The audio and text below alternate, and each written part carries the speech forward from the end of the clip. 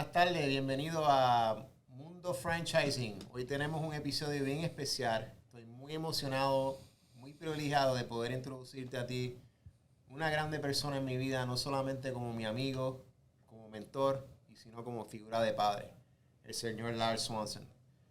Para hablarte un poquito sobre Lyle en detalle, antes de que comencemos a hacerle preguntas, Lyle es el dueño o el development agent de Subway en Puerto Rico. Lleva más de 30 años en Puerto Rico. Llegó a traer la marca de 7 tiendas cuando comenzó a 220 tiendas. Además de Subway, ahora es el Master Franchisee de Wingstop, Gongcha y también es franquiciado de Acai Express, con la mayor cantidad de tiendas de Acai, con 8 tiendas. Es una de las personas que yo considero mi mentor. Aprendo todos los días con él. Mis oficinas ahora mismo están en su edificio, aunque me acaba de botar y tengo que buscar mi otra oficina, pero eso después es parte del crecimiento. Así que con mucho honor le voy a introducir a una de las personas que para mí más experiencia y más conocimiento tiene, no solamente en el mundo de franquicia, en el mundo de restaurantes, sino también es tremendo ser humano. Así que esta entrevista lo voy a hacer en inglés. Lyle es originalmente de Kansas City, so su idioma principal es inglés. All right? Lyle, welcome to Mundo Franchising. Basically, I just gave a little introduction to them about who you are and what you mean to me in my life. First, I want to say thank you for coming on here and supporting me. I know you don't like to do these kind of things. I know You're absolutely right about that. So I know how grateful I am to have you here. I want you to know what you mean to me. You've helped me along my way, and you continue to help me. You've been my mentor, not just in business, but in life. I consider you one of my best friends, almost like my dad, right? Yeah. And so tell them a little bit about who you are as far as you came to Puerto Rico and started Subway here. When you got here, there was already 7 Subway stores, if I'm not mistaken. You grew it to about 220 stores. Now you also have brought Wingstop to the island. You're actually my biggest franchisee right now with 8 stores for Acai Express and other concepts that you're also bringing that you can talk about. So I just want you to introduce yourself. Tell them a little bit about who you are, what brought you to Puerto Rico, what got you into the Subway business. Yeah, well, first, name's Lyle Swanson. I don't come from a rich family, all right? My dad was a carpenter. I built houses with him since I was 8 years old. And so, I knew my way around a hammer. But anyways, when I went off to college, I basically just took a part-time job with Domino's Pizza. And the way my mind works, after working for them for a while, I thought, I can replicate this. And so, I started a company called Chicago Cup Pizza. Started off with about $36,000. We got it open, and we operated for about 3 years. We were ranked number 2 in taste in pizza, but there were so many things I did wrong in business, a lot. So from that point on, after the 3rd year, we eventually went out of business. We had to file a bankruptcy, lost pretty much everything. And I didn't have a lot even then, but lost everything. And having to go through that bankruptcy was probably the most humiliating experience I'd had, to date. And it was bad. And so basically I took on a minimum wage job, just to put food on the table, pay a little rent. And that just happened to be Subway. So, but because of that humiliating experience, when I walked into the Subway store, they just hired me to make sandwiches. But I committed myself to being the best in every position. And it was a relentless thing. So you have to understand that, It took 30 days for me to eventually become the manager of the store. And so you can kind of see that in every aspect, operations manual, I took it out, I read it, I learned it. I started learning about the business, and you understand if you lose a business like I did with Chicago Cup, because when the owner interviewed me, he said, "Why should I hire you?" And I said, "Because I know everything not to do to a business." And he liked that answer. So, so he hired me. And he could tell I had some spark. And, but at that point, I went to assistant manager in 2 weeks, and then in 30 days, I was manager of the store. He saw I could do something with that. So that started me off there in Subway. And it's a longer story than that. We have all the time. Feel free to go into detail. So within 6 months, I was inspecting all the Subway stores in the Missouri system. And I started thinking about things and how to make them better and faster. And so I worked for that person for probably about 1.5 years. And then a multiple store franchisee hired me away from him, and that's when I actually went back in and managing stores. So some of the things I was seeing with other franchisees that I was inspecting, again, I learned what not to do. And so when I was managing those stores, I just got obsessed with speed because I realized that if I could improve the sandwich making process by 5 seconds, I could produce $100 more an hour in sales. So that might give you an indication of how my mind works. From that, I started creating inventions that would actually make the process faster in our particular store. And eventually that got solved by the company, and so they would go to me to fix things. The way Subway makes their sandwiches today was designed by a manager, myself. So nobody higher up, it was just the efficiencies of the process, making things faster, where to set up your food, how to position everything so that the employee didn't have to walk far, grab it. All those little things made a big, big difference. So trying to think back on my story. Just so you know, I'm 63 years old, so my mind is going. That's all right. Yeah. You know the story. Yeah, so yeah. I love hearing it every time. So I remember you told me at one point you got invited to a conference that Subway does. And at that time, Fred DeLuca, who is the founder of Subway, grew it to the largest restaurant franchise in the world, over 30,000 restaurants. I remember you recommended one of the books for me to read, which was Start Small, Finish Big by him. It's funny you talk about systems and throughput. When he first opened his first store, he'd never made a sandwich to that point. Correct. He had no idea how to make a sandwich until the first day that he opened his store with his best friend, Art. I remember that in the book. Yeah. So you got invited by Fred DeLuca to this, or you got invited to this Subway show, and they told you to kind of like put a little kiosk in front to show the other franchisees how you created this throughput process to make the sandwich faster. Yeah, it's a little different than that. When I was operating that store, the vice president of the company happened to come in and visit our store. She had no idea what I was doing in there, and she kept asking me, "What is this? Why do you do this?" And this is something I built in my garage. And I said it speeds up the process. I explained it all to her. And she just basically said, "Listen, in 3 months we have a convention. I'm going to get you a booth. You just make sure you're here with this product." Wow. So, I think that I've been to a few franchise conferences where a lot of franchisors frown upon employees or franchisees that become creative and alter the system, right? I think the fact that this person saw the potential in that, and instead of saying, "Who gave you the right? How dare you change our system restaurant?"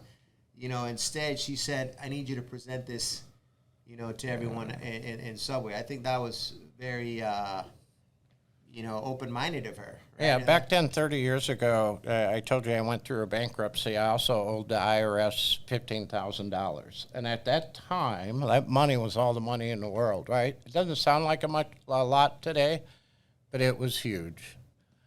And so we had a plastic manufacturer come through the restaurant. I mean, the timing is just so, doesn't... Timing, huh? Yeah, I mean, you could tell it was somewhat God-controlled. And he came in and he wanted to know what that was. And I said, "I built it in my garage. And, but the company wants me to go to New Orleans. There's no way I can build these. It took me 3 days to build one. Wow. And he told me, he goes, listen, I can build those for you. I said, yeah, but I don't have any money. And he goes, I'll give you 30-day terms. That's how good an idea it was. And basically what it was, you know how you get your ketchup upside down now? Yeah. And stays that way? Yeah. Well, I made our mayonnaise things that way. So it was before ketchup ever came out with it or anything like that.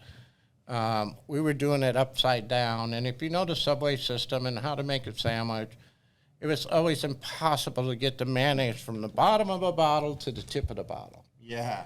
And so it took time to do that. And so, anyways, long story short, he built them. I headed down to New Orleans with a U-Haul truck. I had 100 of these in this U-Haul.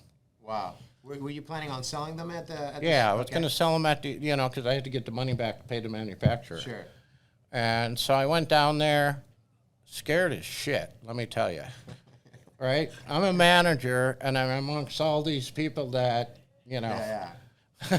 way over my head. And so I prayed that night, and, God blessed it. In 8 hours, they were $49 a piece. So do the math. I sold $30,000 worth. Wow. You sold out. No, I not only sold out. You had orders, back orders. Thousands of orders. Wow. And so, and at that time, that booth, it was just a little booth, right? And you had the Coke people there, the Pepsi people. And Fred saw the action. There was 8 lines, probably 8 people deep. Wow. So it's just huge, the effect it had on it. So Fred pulled me out and sat me at the table for about an hour in the middle of the convention. Wow. For our listeners, Fred DeLuca, the founder of Subway, just saw an employee of a franchisee who created this restaurant equipment and is taking his time to meet with him. That's how impressive. Also, I want you to keep in mind what Lyle is doing today in Subway. It's fascinating to me how things kind of go 360.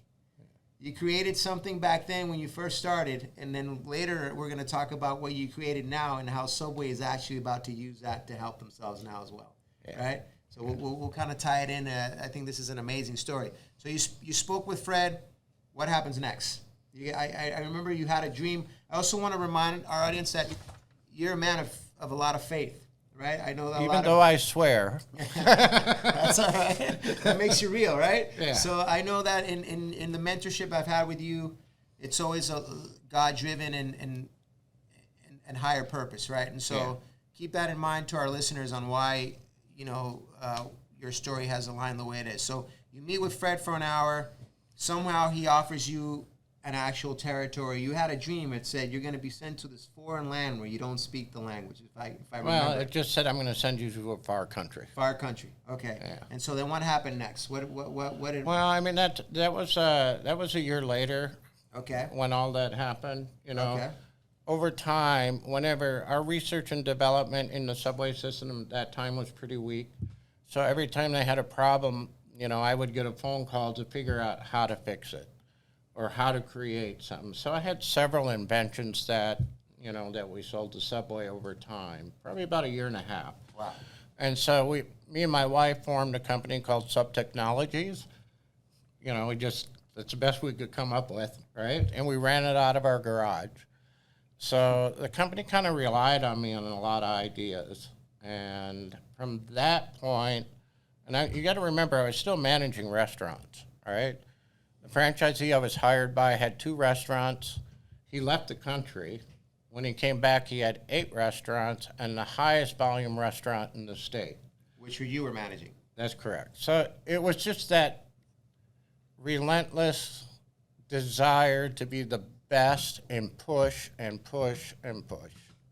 Wow. So at that point, the owner I was working for, I said, listen, another franchisee offered me half his business to come and work for him. Wow. If I would do the same thing for him that I did for this particular gentleman. And he goes, no, I got something for you. And he was aware about the market in Puerto Rico, which at that time was the worst Subway market in the world. Wow.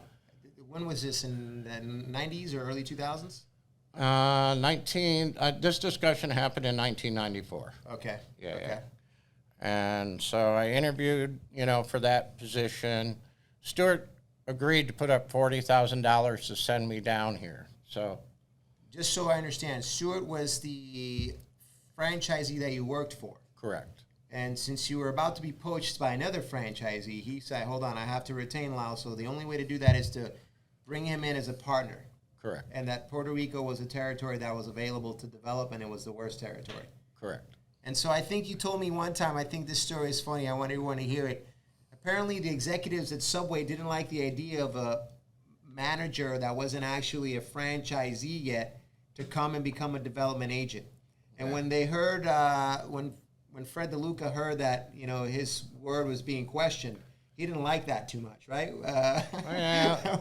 Basically what happened is I interviewed with each department head, and then they met by themselves, and it was unanimously no. Wow. And I understood it. I had no money. I'm not even a franchisee, right? I don't speak the language, and we're going to send them to the worst market in the world. Those guys, by saying no, were probably doing me a favor, right? They thought they were. Yeah. So I went up and met with Fred, and he told me, hey, they voted no, but I want you to come back in 30 days. And I said, well, why would I do that? He said, come back in 30 days. He's the owner of the company. I question nothing. When he gave me an order, I do it. Sure. So I came back. Strangely enough, it was unanimously yes. And if you knew Fred DeLuca, nobody really questioned him. When he made an order, you follow it. You follow it. Sure. Great guy, too. And so that's how I ended up coming down here to Puerto Rico. Okay. So you get to Puerto Rico. You don't speak the language. I remember you told me you walked into a McDonald's, and you saw that the McDonald's was impeccable. And you somehow decided to ask for the manager. I want to talk to the manager of this store. Yeah. And that manager today works for you. His name's Edwin Garay, right? Correct. Tell us the story. You hired someone locally that you saw had the same vision of being a high achiever and maintaining a good-looking store. What was your first store? If I remember, it was in Plaza Rio Hondo. Yeah. And I remember something about it took you like maybe 3 months to break even or something like that. Go into detail about that part of the story. Well, the story is a little different. It wasn't McDonald's. It was a place called Taco Maker. Oh, okay, Taco Maker. And I was just looking around the island, and it happened to be in Humacao where he was managing his store. And I went inside, and it was so different than any of the quick service restaurants. I mean, it was immaculate. The service was phenomenal. And for some reason, I said, is the manager here? And Edwin's a very outgoing guy. And so when he came out to talk to me, I just complimented him on how he was operating this business, and I've never seen anything like it. Took me into the back, showed me all his trophies, and then I gave him my business card. I said, I'm new here. I'm starting a new business. He was familiar a little bit with Subway, just from the standpoint of name. Sure. And I told him if you wanted to come and work for me, I would surely be interested. And I left, and it took. He'd have to remind me. I don't know if it was a week later, but something happened within that Taco Maker that didn't set with him right. So he called me up, and we started. Yeah. Wow. And it was Plaza Riondo. It was the first store. And really, when I came here, all I did was do the business right. I didn't do anything phenomenal, except, store was clean. I had Edwin, right? Store was clean. Service was great. So you stuck to the fundamentals of... Just fundamentals. Fundamentals, right? Yep. You would think that's like basic stuff, right? But you'd be surprised how hard it is to maintain those things. So, we started out, we had lines down the sidewalks. And that's nothing strange to Puerto Rico. We see that with some of the new store openings. But Subway had been there for 10 years before me. But we had lines, going out the door. And the investment was at that time $90,000 to build it. And we paid that back in less than 4 months. It was like 3.5 months. I remember writing a check to the guys to put the money up. You know, one thing that's very interesting to me, Lyle, is you always talk about loyalty and keeping the people that started with you around, right? Yeah. And I know that in Fred DeLuca's story, you know, Peter Buck was kind of like his mentor that gave him the money to start his first Subway. He never once worked one restaurant ever. It was all Fred that grew the business. Right. But yet to this day, he stayed loyal to Peter Buck, right? And I think that you told me that the partners that you started with, sometimes I'm like, oh, who's this person? Like, I don't see them here working for you, like, in the day-to-day. Like, why are they still, like, why do you still keep them around? Why haven't you, like, bought them out? And I think that's also very important, something that is that I value, right? That loyalty that you teach me. Yeah. Can you talk a little bit about that? Yeah, well, originally the people that put up that money took a huge risk, right, with me.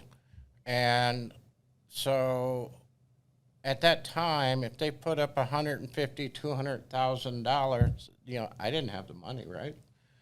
And so they took a huge risk, you know. They paid for that ownership. So in my book, I don't care if their return is a 1-year return investment.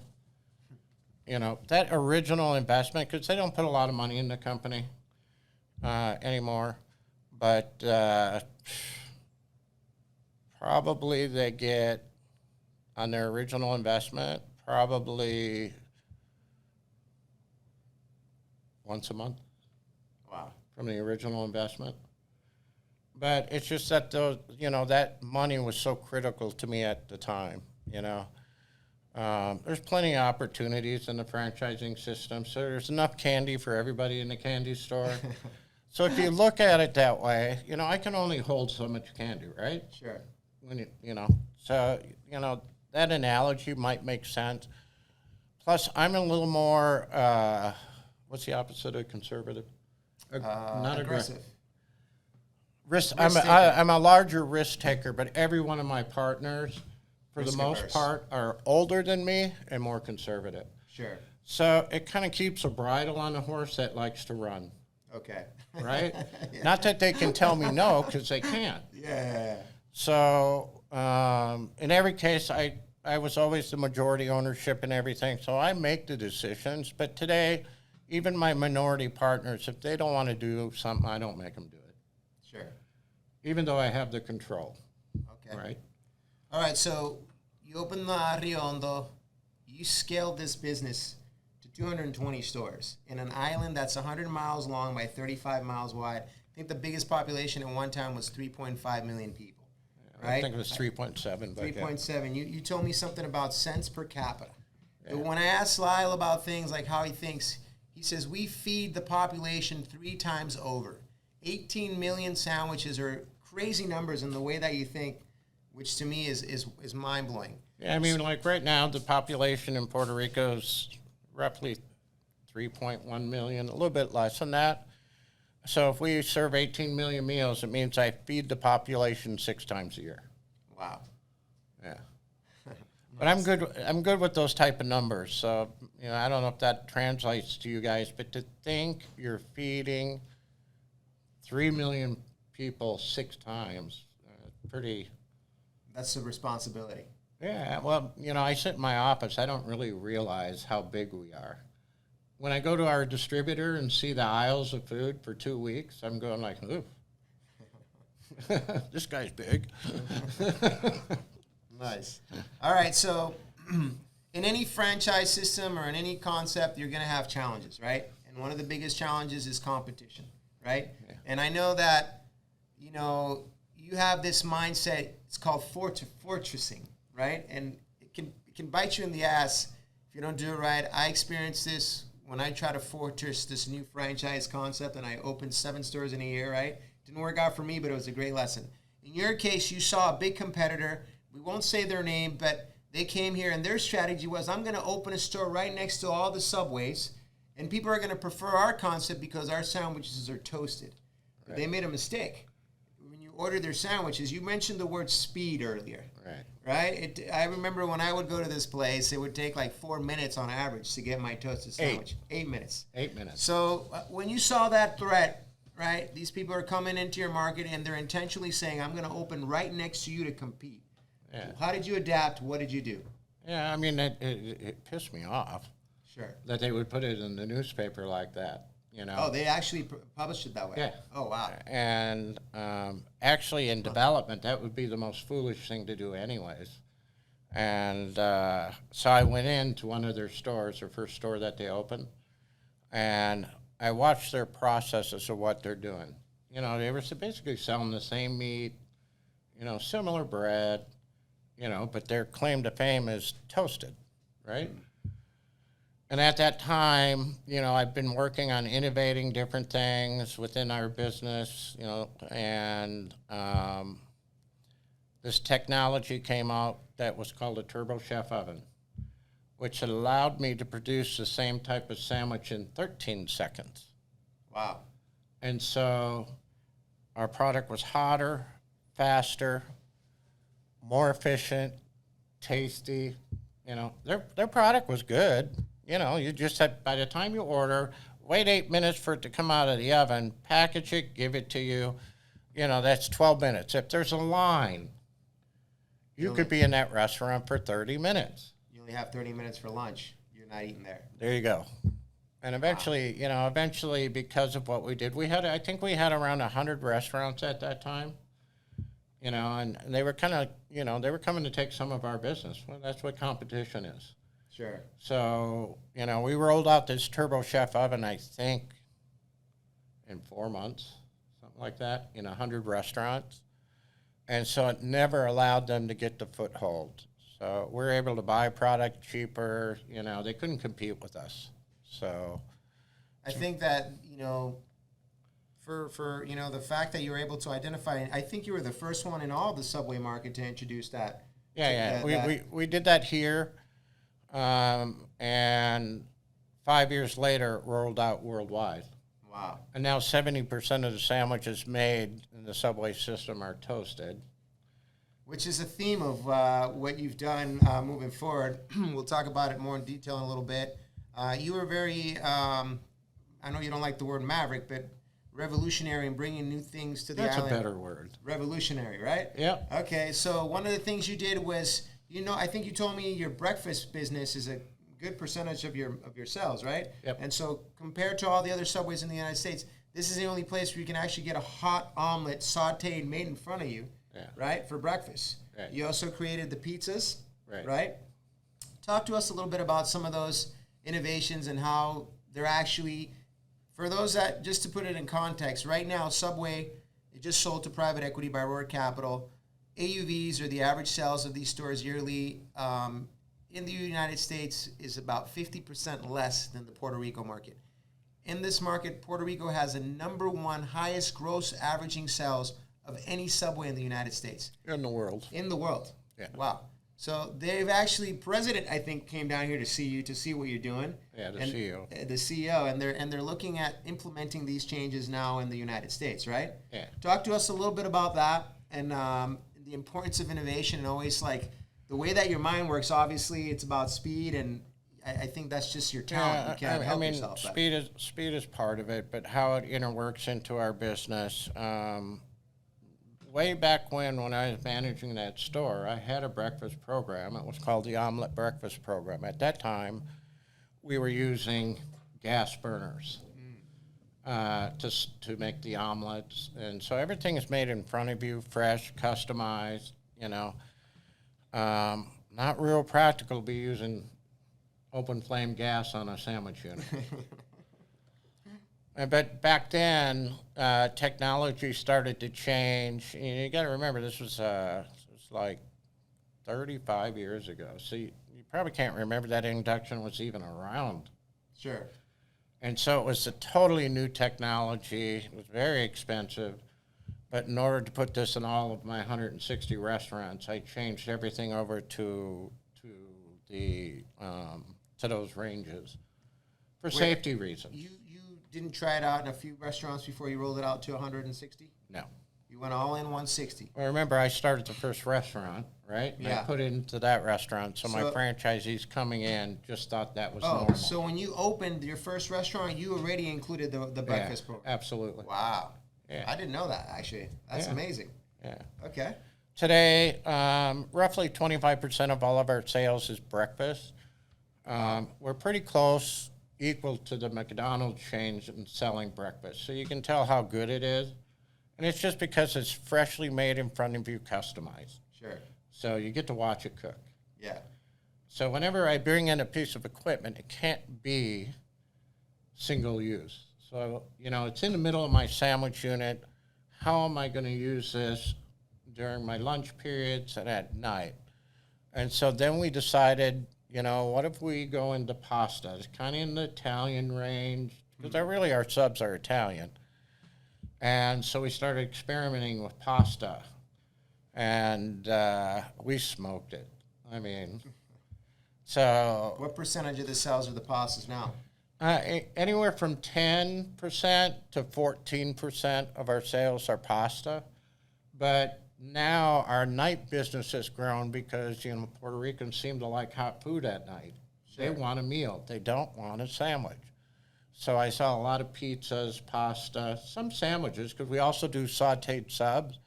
Like if you want a Mongolian beef sub, we saute it in front of you. We put the vegetables only that you want in it. And whether you want it hot, we'll throw a few jalapenos in there. Wow. So customizable. So, and some of that is to erase, all these different venues, breakfast, pasta, the sauteed subs, the pizza, is to eliminate veto power of a group. You know what that is? If one person doesn't want to go there because they only sell one thing, then all of a sudden they change the opinion of everyone else. Yeah, they go to another like the restaurant. little kid, right? Like, oh, there's no ice cream here. I want to go. Yeah, and so if I've got a family of 3 or 4 coming in and 1 or 2 are kids typically don't like eating Subway sandwiches. They'll mess up the entire night for the business. Yeah, for us, right?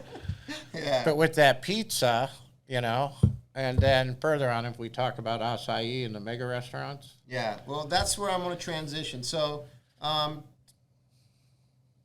me, you've been a huge mentor. What got you into mentoring, me?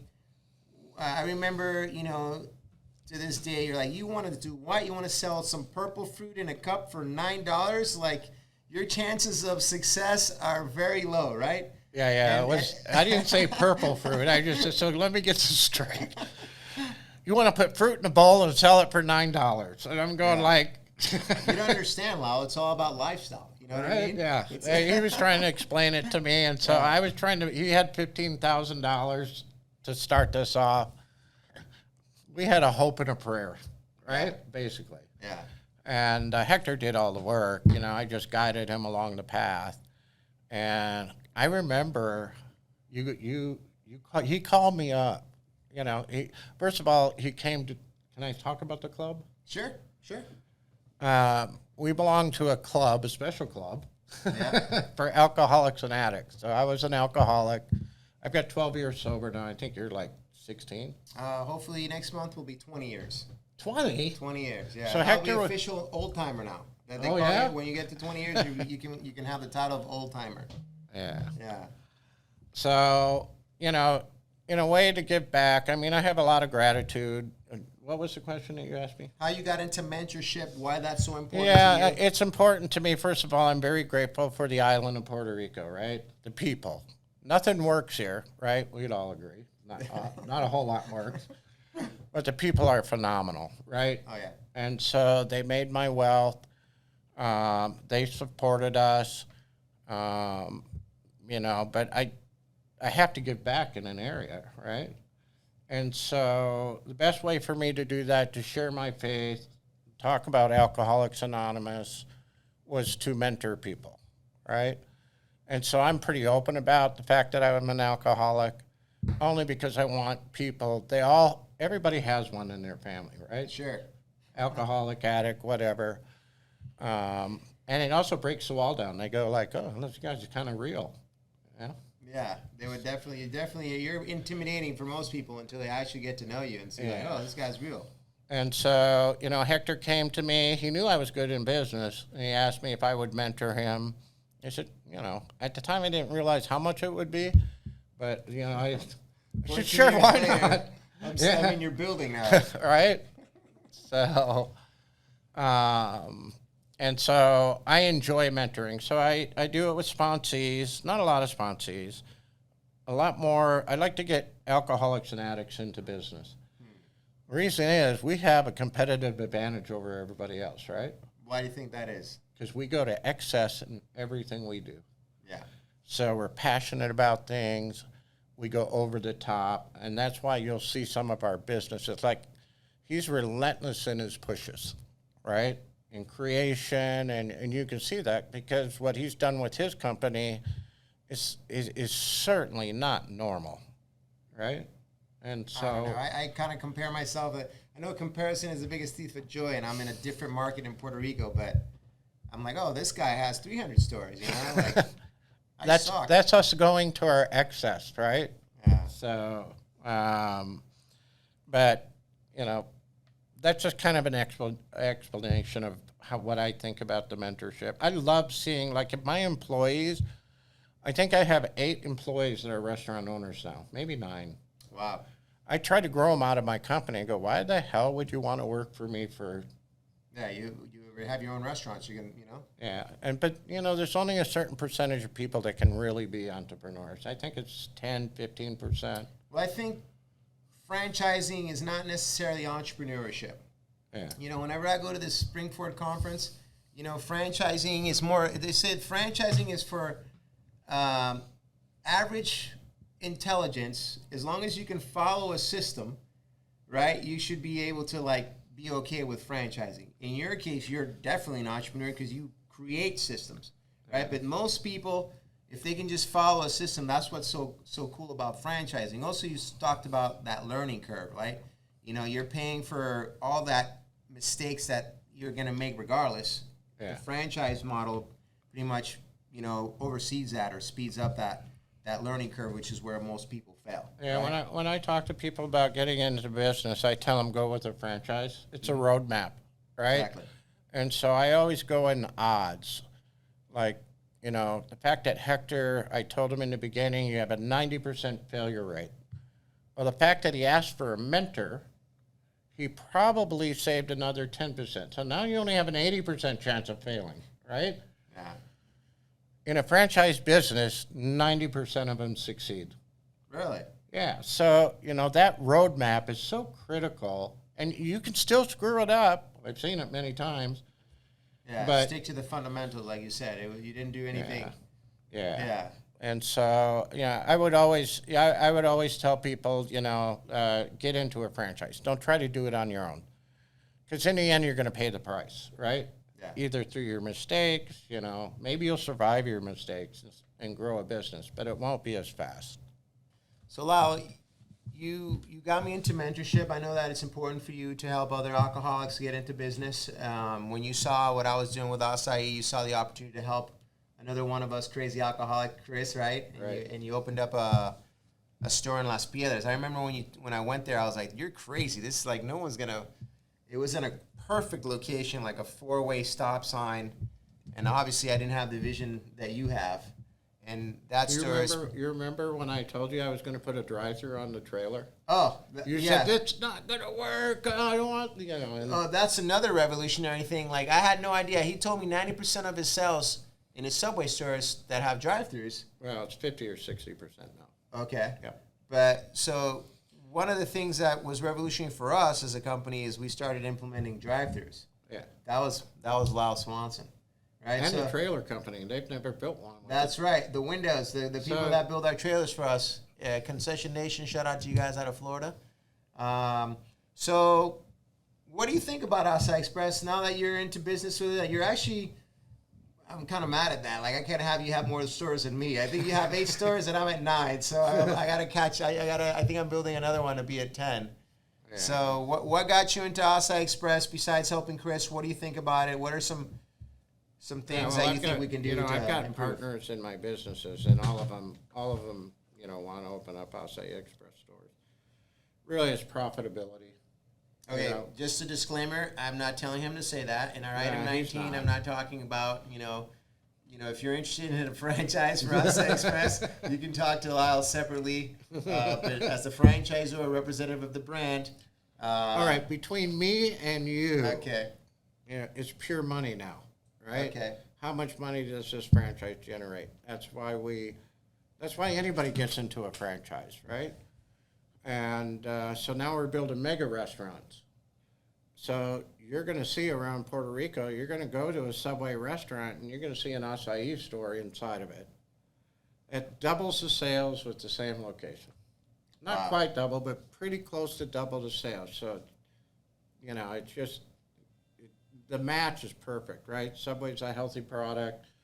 Acai's a healthy product, And so now that match is so good, and you can tell, right? Some of the other markets in Subway are looking at it for you, right? Yeah. Because they see the synergy. So that some of it, in the beginning, I didn't want to have any part with owning because I wanted to be purely a mentor. So I have to watch myself sometimes when I'm talking to Hector, right? Yeah. From being, because it's business is one big manipulation. Would everybody agree with me?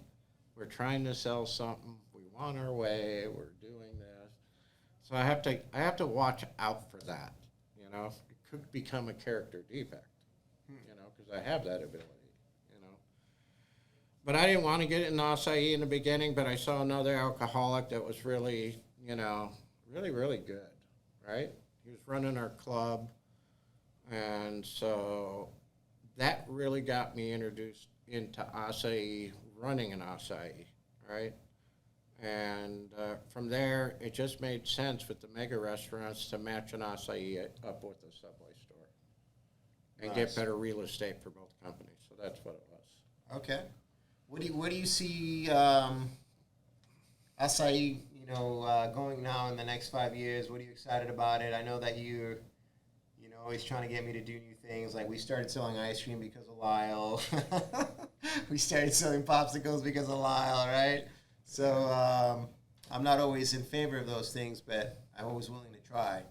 What advice would you give me, or as the franchisor founder moving forward? Like, what do you think about Acai Express? We'll end it with that. Yeah, I think it's great here on the island. Our store density is going to reach its max pretty quickly, and then I would focus on the U.S. and international markets, but be careful with identifying who you give those to. Yeah, that's important. I talked about that in one of my episodes about, back in the day, if you breathed on a mirror, you're good. I'll sell you a franchise, right? Today, well, that's kind of Fred DeLuca did it. And it worked, but nowadays, the divorce is costly, right? Yep. So you want to make sure you vet the people that you're aligned with the same values before you grant them a franchise. But acai has a good roadmap in franchising. So, of course, I grew in their business, but the roadmap's good, right? You've made most of your mistakes. Well, we're always evolving. There's, technology nowadays, right, is a big part of it. AI, all those things, distribution. And I can, when I evaluate the acai business here from where you came from, and even some of the peers that come in from Subway see it, they go like, God, he's really advanced for such a young chain. Wow. I haven't told you that. Really? Yeah, because his head blows up.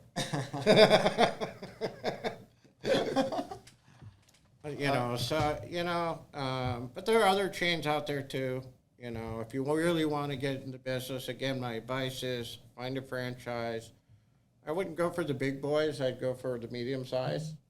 Roll the dice a little bit on it. Make sure they have a good roadmap to get you started with, and but acai is definitely a good choice. You wouldn't see me fighting for more locations. All right, Lyle. Well, I think we're getting towards the end of our podcast here. Is there any message that you want to send to, the purpose of this channel is to help inspiring entrepreneurs, whether they want to learn about franchising or they want to learn, things that will help them grow in their own business. Is there any words of encouragement or motivational things that you would give someone that's possibly looking at this and saying, wow, you know, that guy, you know, he started, you know, as a hammer carpenter and, you know, became probably the most influential development agent Subway has ever or will ever have. You know, maybe I can do that as well. What would be your words to the people that are watching this channel and, you know, to motivate them or to get them into business? I kind of already shared it. I think, you know, franchising is a mentorship, kind of, right? Mm. But a true mentor is going to care about you. It's something different, right? And so I would advise, you know, if you can get a mentor that's gone through this, you know, they'll save you so much money, you know, and advice. And when you get afraid, you know, because you're going to get afraid, you're risking your livelihood, right? There's going to be times when that happens. We both still get afraid, don't we? All the time. I'm afraid right now. Sales are down. So, you know, you have something that you can lean on. It just helps, you know. The other thing is just be relentless, right? Don't be afraid of failure. Both me and him have more failures than we do successes. But once you have a success, how do you scale it, right? How do you take that thing that you found out that works and scale it to make it bigger? So those are some of the things you should think about. But truly get a mentor. It really helps. Well, thank you so much, Lyle. You obviously, you know how much I look up to you, and I think like the amount of wealth and knowledge that you just shared, you know, you'd be stupid not to, you know, I don't think you're going to see Lyle on too many podcasts. So no, you won't. There you go. So nada, mi gente, muchas gracias por seguirnos hoy. Nuevamente le pido gracias a mi invitado, Lyle Swanson. Para la próxima episodio vamos a estar teniendo otro experto en modelo de franquicia de otra marca muy conocida. Y síguenos también en nuestro canal de YouTube para episodios sobre cómo franquiciar tu concepto, las experiencias y el aprendizaje a través de eso. Así que hasta la próxima. Muchas gracias.